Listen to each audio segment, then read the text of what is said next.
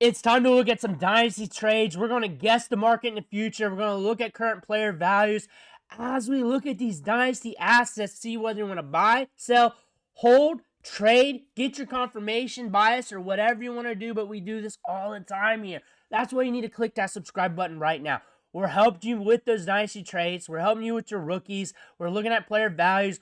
We're helping you with in-week lineup setting and everything else. Click that button. Stop missing out. But we got to get fired up today. We got to look at our first player coming off the board, J-Mo. We ain't talked about him for a bit. 13.7 points per game.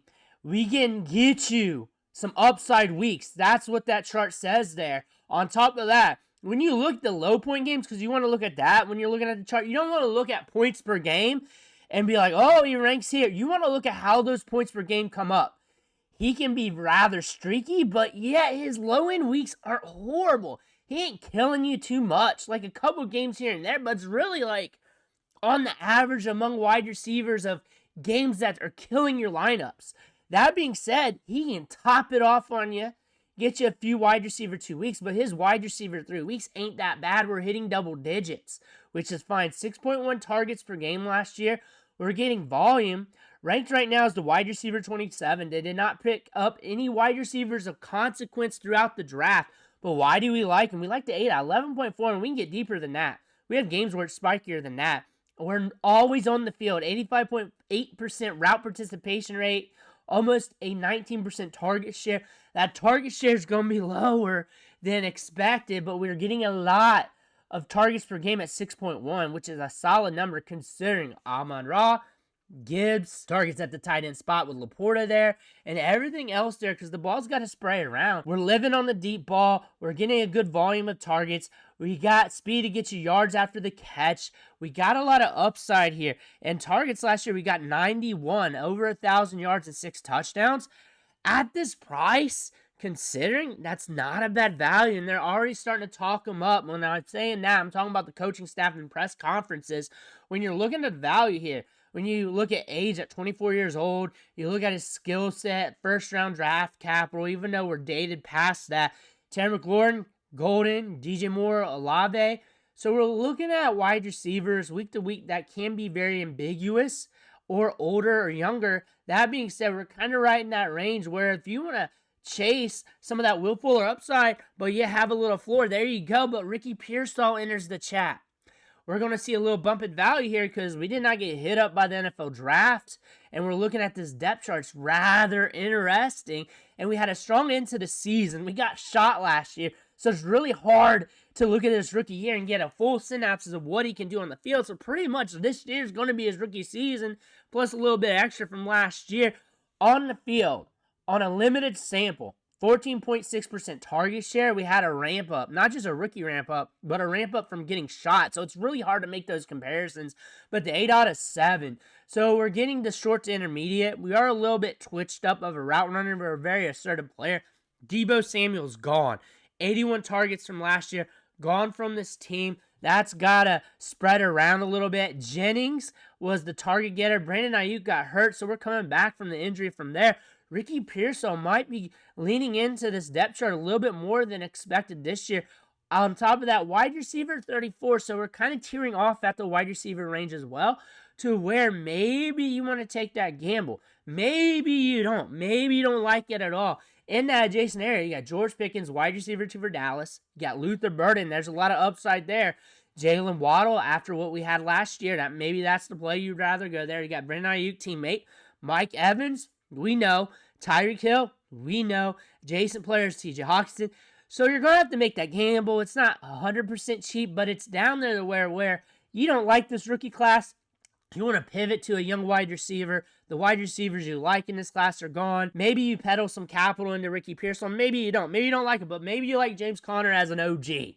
Maybe you like the OG because he can be productive. We are aged a little bit. We're at 30 years old. We know this is not for a long time.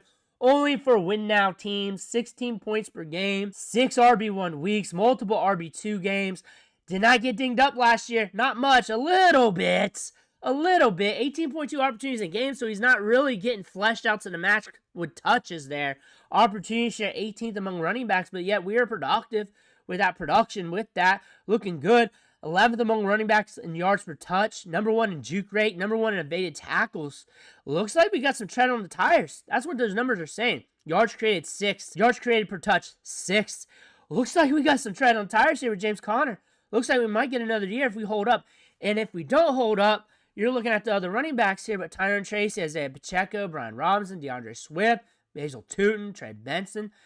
Kind of safe for the short term. Kind of safe, but if you don't like it, you also got Trey Benson. Maybe that's your insurance policy. Or maybe you buy in low on Trey Benson right now, considering we got an okay profile. People are hammering at the bit to get at these rookie running backs. But a third rounder from last year that did not get hurt from this year's draft that runs a 4.39 40-yard dash. RB33 right now, which is very palatable when it comes to discount status. Again, cheap. Maybe like Tony Pollard better. Maybe you're still on Travis Etienne. Maybe you want to pivot from Travis Etienne and get to Trey Benson somehow. Maybe you want to pivot from DeAndre Swift. Whatever you want to do. Just throw names out there. But RB33, and we're looking at rookie drafts. We're looking at the players. We're looking at getting young. Maybe this is what you want to do. Maybe you want to stack them with James Conner, Travis Etienne. Really want to check in on the market here, and the market doesn't like it, and it should. It should. Tootin's there. He might get tooted out of there, but Travis Etienne might have a bounce back. We had some injuries mixed in there. Not a great start to the season, but multiple RB2 games, double-digit production. I'm not selling you on any of these players because I could definitely see where if we don't step it up soon, we're going to get stepped out or stepped on, or something's going to happen, or we lose more opportunities. 13.5 opportunities a game here, but back in the season, 16, 19, 12, 17, 18, and 8 in the back end of the season when we're starting to ramp it back up. Starting the season 15, 17, 17. So we might get more opportunities than expected if we're back healthy, looking good on the field. That could potentially happen. Or you get out of this, we're 26.3 years old, and it's too risky for you. Whatever you want to do, because we did add 2 running backs in this year's class. That lets us know Jacksonville ain't playing around no more. They ain't playing with Tank. They ain't playing with Travis. So they either ship in or they ship out. That's what's going to happen. You got to know that in training camp. So maybe you look at it and like, I don't want that. I'm out now. Or maybe you try and get in on the low. Maybe that's now during training camp, and you buy in, and maybe that turns out well for you. Or maybe you just get the hell out. Maybe that happens. But you got some ambiguity going into training camp. You got a training camp battle. You got 4 running backs now. LaQuint Allen is a threat to all these running backs. LaQuint Allen, catch ball in the backfield, good between the tackles.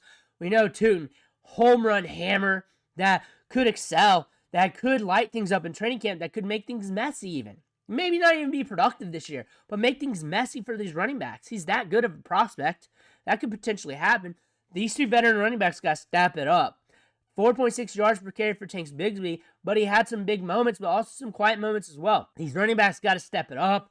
Maybe it's a buy low for you. Maybe it's sell now or get the hell out of the way right now. Whatever you think. But adjacent players, Trey Benson, Tony Pollard, Aaron Jones, we're kind of in that ambiguous range or not for long range of running backs. Jacoby Myers, if you want to get production. He's not expensive on the market. Tootin's ahead of him per keep trade cut standards, per ADP even because of the young guy, because of the upside. But maybe he goes somewhere else. Maybe they deal one of these running backs. Maybe this, maybe that, maybe that. But really just want to kick tires on the market, see what the market's doing. It doesn't like him. Jacoby Myers. I saw that name right beside Travis Etienne. I was like, we got to look at this. We got Geno Smith, new coaching staff. Offensive line looking good. We got Brock Bowers, Ashton Genty. Not too bad. 14.5 points per game. That can get you along pretty good in week-to-week lineup setting. On top of that, 3 wide receiver 1 weeks, 2 wide receiver 2 weeks. We had some injuries baked in there. Wide receiver 51 in value. So if you're looking for production for the now, this might be a cheap bet for you. 8.6 targets per game. If he's not on a win-now team, maybe you can catch him on the cheap and you get something to help you with your lineups. Maybe a guy on the back end of your roster that can help you right now get you into the playoffs with some of this. Again, his low point weeks ain't too bad. He's got some downers, but the red streaks ain't bad. 13.2, 15.7, 13.7, 10.9, 17.1. They ain't too bad wide receiver 3 weeks where it can help you in lineups. Really depending on what you want here. A 25% target share, 24th among wide receivers. I don't look for that to go away unless he gets hurt. Even with Jack Vetch there, like he is a mainstay for the short term. 8 out of around 10, 8.6 targets per game. Those numbers, the target share, targets per game, the ADOT, almost neck and neck with Ladd McConkey. Different types of players, because Ladd McConkey runs a lot in the slot. He doesn't. But if you're looking straight target share and ADOT versus another wide receiver, you got that. I do not expect similar production whatsoever. But we have seen good production with him with the Raiders in the past as well. So that's a good target share. That's a good amount of targets per game for wide receiver 51. If you're looking to win now, if you're looking to get targets now, projecting the workload, I can't see that going away unless something happens, unless he gets nicked up with an injury or something like that, and he's cheap. He's cheap. If you need production for the now, he's cheap. Geno Smith's very safe with the football. He spreads it around. Per quarterback turns, a good facilitator. Jacoby Myers might be all right for the price. Xavier Legette. I just want to check in on the market.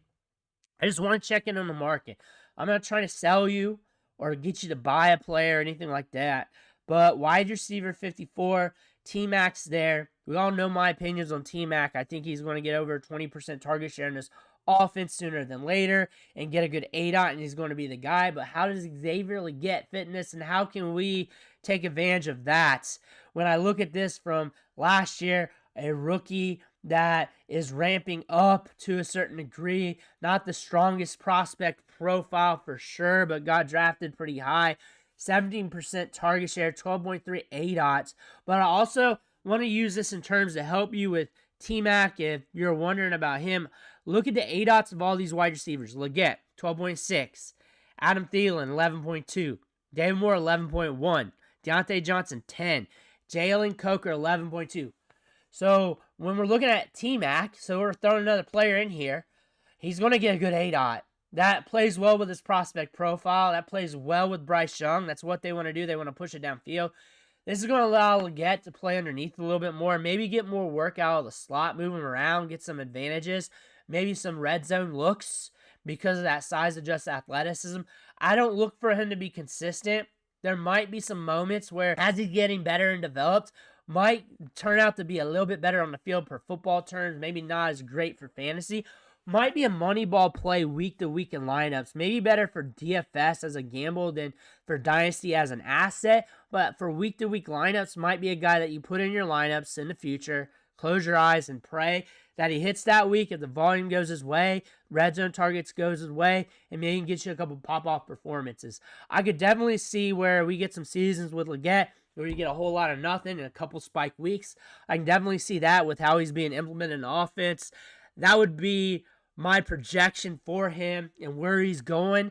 It's still in a gamble range, but it's cheap. You can also dabble with multiple players in this range. It's still very cheap for what it is. I think upside of him ever becoming the top 5 wide receiver ain't going to happen. I think that's easy to say. Top 10, top 20 ain't going to happen. But with how we're looking at for lineup setting, depending on the format too, I know I'm talking Dynasty, but Dynasty, DFS, redraft, they're all cousins. They all play well with each other if you mix and match the strategies, especially for lineup setting. And Xavier Legette will have his moments here and there. You're just going to have to get lucky and play it correctly. But those are the plays for this week. Those are the guys we are looking at. Talking strategy, talking market value, looking at these players. Let me know what you think in the comments below. I want to hear about that. Make sure to hit that subscribe button on the way out. Thank you for watching. Catch you on the next video.